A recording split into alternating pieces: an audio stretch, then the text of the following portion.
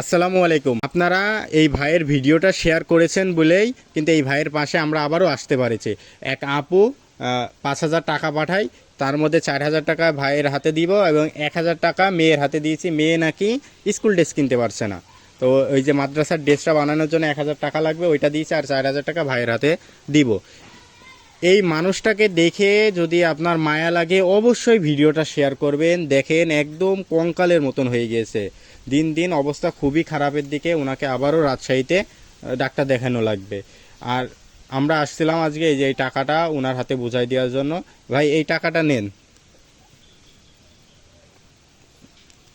4,000 আছে এখানে, হ্যাঁ, আর এখানে 1,000, 5,000। আচ্ছা এই টাকাটা আপনার জন্য এক জি। আপু পাঠাইছে, হ্যাঁ, জি। তার জন্য দোয়া করবেন এবং তার জি। পরিবারের জন্য দোয়া করবেন।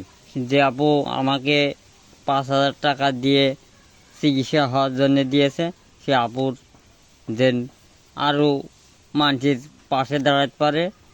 আর যে বড় ভাইরা আমাকে সহযোগিতা করেছেন, সে ভাইদেরও যেন আল্লাহ ভালো রেখেন, সবাই যেন ভালো রেখেন। আর আমারও ওই একটু যে পাশে। এই ভাইয়ের পাশে কিন্তু আমরা প্রায় 50,000 টাকা মতন দিয়েছি ভাই। জি। দেশ এবং প্রবাস থেকে সবাই এনার পাশে দাঁড়াইছেন। সবাই সবার জন্য দোয়া রইল মন থেকে।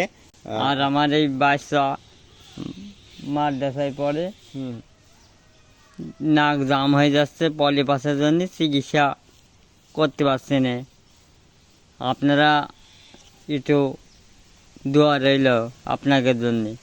আর আমার জন্য ওই যদি- বাচ্চাটাও অসুস্থ। বাচ্চাটা আসলে উনি আমাকে এসে বলে যে ভাই আমার চিকিৎসা করানো লাগবে না, আমার মেয়ের চিকিৎসা করান। দেখেন পিতারা কিন্তু এমনই হয়, বলছে আমার চিকিৎসা করা লাগবে না, আমার মেয়ের। উনিও কিন্তু দেখেন অবস্থা কিন্তু ওনার ভালো না।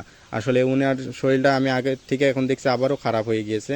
বলছে মেয়ের পলিপাস হয়েছে, মেয়ের চিকিৎসাটা আগে করান, আমার চিকিৎসা পরে করাইলেও চলবে। দেখেছেন আসলে পিতারা এমনই হয়।